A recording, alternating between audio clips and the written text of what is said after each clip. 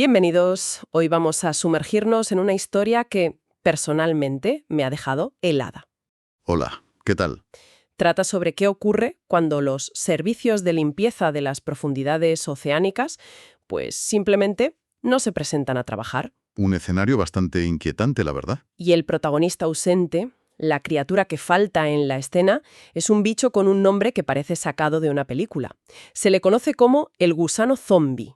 Un nombre muy llamativo, desde luego, aunque quizá un poco injusto para una criatura tan fundamental. Totalmente. Y el misterio surge de un experimento a gran escala dirigido desde la Universidad de Victoria y Ocean Networks, Canadá. Un experimento larguísimo. Una década entera.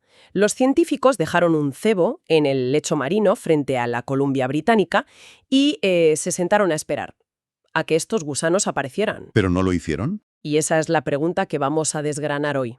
¿Por qué la ausencia de un simple gusano en el fondo del mar es una señal de alarma tan grave para la salud de todo el planeta? Esa es la pregunta del millón. Porque, como veremos, este no es un simple gusano, es una pieza clave en un dominó ecológico gigantesco. Pues vamos a ello. Para empezar, tenemos que conocer al sospechoso, o, en este caso, a la víctima. ¿Qué es exactamente un gusano zombi? Su nombre científico es Osedax. Sí, y Osedax en latín significa literalmente devorador de huesos. Vaya. Y no podría ser más preciso. Estamos hablando de una criatura que es una maravilla de la evolución, adaptada a uno de los entornos más extremos que existen. ¿El fondo del mar? Exacto. Vive en los esqueletos de animales marinos muertos, principalmente ballenas, que caen al fondo del océano. Vale, devorador de huesos, lo pillo. Pero cuando pienso en un gusano, pues me imagino lo típico, ¿no? Una boca, un sistema digestivo, lo básico. Pues, olvídate de todo eso. ¿Cómo? Es que aquí viene lo que es realmente fascinante. El Osedax no tiene boca, Espera. ni estómago, ni ano. No tiene un aparato digestivo como el que podemos concebir. Para un momento. ¿Me estás diciendo que un bicho que se llama devorador de huesos no tiene boca para comer? Eso es una contradicción andante. O reptante. Lo es. ¿Cómo lo hace entonces? Pues vamos a ver, externaliza el trabajo. Desarrolla una estructura que es como unas raíces. Raíces. Sí, que no solo se anclan al hueso, sino que lo perforan y crecen por dentro. Y dentro de estas raíces vive todo un ejército de microbios, de bacterias simbióticas. Ah, amigos microscópicos. Justo. Son estas bacterias las que segregan ácidos para disolver el hueso y liberar los nutrientes, el colágeno, los lípidos, y a cambio de un hogar seguro, pues comparten los nutrientes con el gusano. O sea que el gusano básicamente ha subcontratado su digestión. Exactamente. No es solo un bicho raro que come huesos. Es un conserje que gestiona una comunidad microbiana para que le desmonte el edificio desde dentro. Es increíble. Y esa función es lo que le da el título de especie ingeniera de ecosistemas. Un término que suena muy importante. Y lo es crucial. No se limita a consumir un recurso. Al hacerlo, transforma el entorno de una manera que permite que muchísimas otras especies puedan prosperar. Es quien pone la primera piedra, por así decirlo. El que abre la puerta para que empiece la fiesta en el fondo del mar. Justo. Libera nutrientes que de otro modo estarían atrapados. Es el primer eslabón indispensable en una larguísima cadena de vida. Entendido. Vale, con la criatura ya presentada, vamos al escenario del crimen. A ese experimento de 10 años, ¿cómo se montó todo esto? Pues fue un esfuerzo logístico impresionante. El equipo, codirigido por Fabio De Leo, llevó huesos de ballena jorobada al fondo del cañón de Barkley. Y hablamos de una profundidad considerable. Casi 1000 metros. Un lugar de oscuridad total y presiones, aplastantes. Y no los dejaron allí a ciegas, claro. No, en absoluto. Contaban con el observatorio submarino Neptune. Es una red de instrumentos y cámaras de alta resolución conectadas por fibra óptica. O sea que podían verlo todo en tiempo real. Exacto, desde sus laboratorios. Colocaron los huesos en el campo de visión de estas cámaras y se prepararon para ver el espectáculo. ¿Y qué esperaban ver exactamente? ¿Una colonización inmediata? Esperaban verla en un plazo relativamente corto, sí. Basándose en otros estudios, pues preveían que las larvas de Osedax, ¿Las que flotan en las corrientes? esas mismas, que detectarían los huesos y comenzarían a asentarse en meses, quizá un año, y a partir de ahí una explosión de vida, con los característicos penachos rojizos de los gusanos cubriendo los huesos. Pero eso no fue lo que pasó. En absoluto. Pasó el primer año y nada. El segundo, y los huesos seguían impolutos. Qué frustrante. Imagínate. Pasaron 5 años. Las cámaras seguían grabando silencio y quietud donde debería haber un hervidero de vida. Me imagino la situación en el laboratorio, cada año revisando datos y...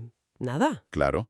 Durante años la pregunta no era ¿qué está pasando?, sino ¿qué estamos haciendo mal? ¿Se habrían equivocado en la ubicación? ¿Sería un problema de las cámaras? Hasta que se dieron cuenta de que la ausencia era de hecho el dato, el resultado. Exactamente. Tras 10 años de espera, la conclusión fue ineludible. Los Osedax no estaban allí y no iban a venir.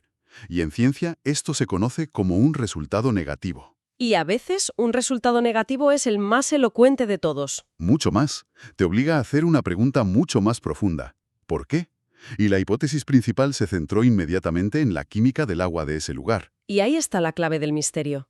¿Qué tenía de particular el agua del cañón de Barkley a esa profundidad? Pues que tiene niveles de oxígeno disuelto extremadamente bajos. Es lo que se conoce como una zona de mínimo de oxígeno, o CMO. CMO. Sí, son áreas oceánicas donde la concentración de oxígeno es tan baja que la mayoría de la vida marina que conocemos pues no puede sobrevivir. Algunas son naturales, como esta. Vale, una zona con poco oxígeno. Pero ¿por qué es esto una señal de alarma global y no un problema local del cañón de Barkley? Porque aquí es donde la historia da un giro preocupante. Estas zonas de mínimo de oxígeno se están expandiendo ¿En todo el planeta? por todo el planeta, a un ritmo alarmante, y es una consecuencia directa del cambio climático.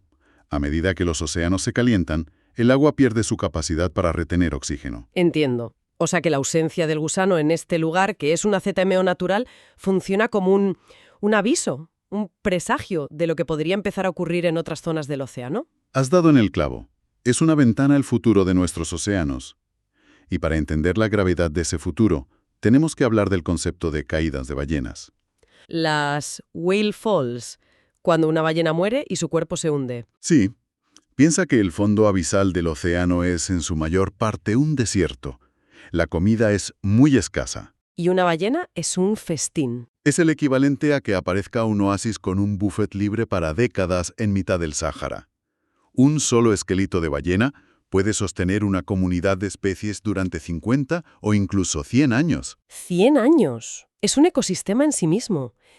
Y por lo que decías antes, el gusano zombie es la puerta de entrada. Es la llave. Si Osedax no llega para empezar a descomponer los huesos, esa enorme reserva de nutrientes permanece, como decíamos, inaccesible. Bloqueada. Y aquí entra una analogía que usan los propios investigadores y que es fantástica. Piensan en estas caídas de ballenas como islas. Islas de recursos en la inmensidad del océano. Exacto. Los gusanos adultos viven fijos en su isla, pero sus larvas son los viajeros, los exploradores que se lanzan a las corrientes en busca de una nueva isla que colonizar. Y usan las islas como trampolines para saltar de un esqueleto al siguiente, a veces a cientos de kilómetros de distancia. Precisamente. Se mantiene así una red, una conectividad. Pero, ¿qué pasa si el agua que rodea esas islas se vuelve tóxica para los viajeros? Si las larvas no pueden sobrevivir en las zonas de bajo oxígeno. Ujú.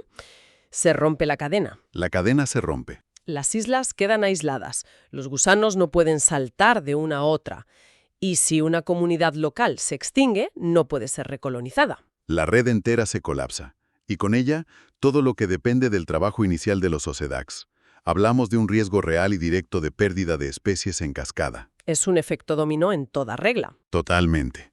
Si el gusano no hace el trabajo sucio de abrir el hueso, toda la procesión de caracoles, crustáceos y otros gusanos que vienen después simplemente no tienen de qué vivir. El ecosistema se trunca antes de empezar.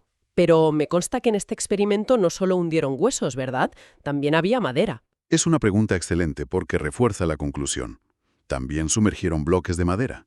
Que son colonizados por otros ingenieros. Eso es, unos bivalvos perforadores del género Xylofaga. Son como las termitas del mar. ¿Y qué pasó con ellos? ¿Tampoco parecieron? Aquí la historia tiene un matiz. A diferencia de los Osedax, los Xylofagas sí lograron colonizar la madera. Pero, Hay un pero. un pero muy grande. Lo hicieron a un ritmo muchísimo más lento que en zonas con niveles de oxígeno normales. La comunidad tardó mucho más en establecerse y fue menos robusta. Pero un momento, ahí al menos sí aparecieron, aunque fuera más lento. ¿No podría ser simplemente una adaptación en lugar de un colapso? ¿O es que esa lentitud ya es en sí misma un síntoma fatal? Es que esa lentitud es el síntoma. Tiene dos implicaciones sistémicas muy graves. La primera, que la descomposición de esa madera, que es una forma de secuestrar carbono, se ralentiza enormemente. Se altera el ciclo del carbono. ¿Vale? Y la segunda, y quizá más importante, es que al haber menos bivalvos trabajando más despacio, se crean muchas menos madrigueras en la madera. Y esas madrigueras son el hogar, el refugio, para un sinfín de otras especies. Claro, menos ingenieros trabajando significa menos pisos construidos en ese edificio de madera. Exacto. Se reduce drásticamente la biodiversidad que esa pieza de madera puede albergar. Así que, aunque no fue una ausencia total como con los gusanos, el resultado apunta en la misma dirección. Que el estrés por bajo oxígeno es una amenaza sistémica. Sí, que degrada la función de ecosistemas clave en el océano profundo, ya sean de hueso o de madera. Hay una cita de uno de los líderes del estudio, Craig Smith, que creo que lo resume todo. Dijo que la expansión de las zonas de mínimo de oxígeno serán malas noticias para estos increíbles ecosistemas. No se puede decir más claro. Y malas noticias es probablemente un eufemismo. Estamos hablando de la posible desactivación de uno de los motores de biodiversidad más importantes de las profundidades. Recapitulando entonces, tenemos un experimento de una década que nos muestra una ausencia inquietante en el fondo del Pacífico. Correcto. La desaparición de los gusanos zombies de este ecosistema se vincula directamente a las zonas de bajo oxígeno y estas zonas, a su vez, están creciendo por todo el mundo a causa del cambio climático. Lo que nos enseña esta historia es la increíble fragilidad y la interconexión de la vida en el fondo del mar. A menudo pensamos en el océano profundo como un lugar lejano, inmune a nuestros actos. Y esto demuestra que no es así. Para nada. No se trata solo de un gusano extraño. Es un indicador, el famoso canario en la mina de carbón, pero para las profundidades oceánicas. Un cambio sutil en la química del agua puede desencadenar una cascada de efectos que apenas empezamos a comprender. Un canario que, en este caso, ni siquiera tuvo la oportunidad de morir. Simplemente nunca llegó a entrar en la mina. Esa es una imagen muy poderosa. Y se alinea perfectamente con las grandes preocupaciones globales, como el Objetivo de Desarrollo Sostenible 14 de la ONU, que busca conservar los océanos. La vida submarina. Exacto. Este tipo de hallazgos nos dice que no podemos proteger lo que no entendemos, y que las amenazas son a menudo invisibles, silenciosas. Y esto nos deja con una reflexión final, que va más allá de los gusanos y las ballenas. A ver. Si estos ingenieros de ecosistemas tan cruciales están desapareciendo en las profundidades por cambios que no vemos, ¿qué otros cambios sutiles, pero igualmente críticos, podrían estar ocurriendo ahora mismo en otros ecosistemas que tampoco vemos, ya sea en el mar o incluso en tierra, bajo nuestros pies? Es la gran pregunta. Y nos daremos cuenta de su importancia solo cuando, como en el caso de los SEDACs, notemos su inquietante ausencia.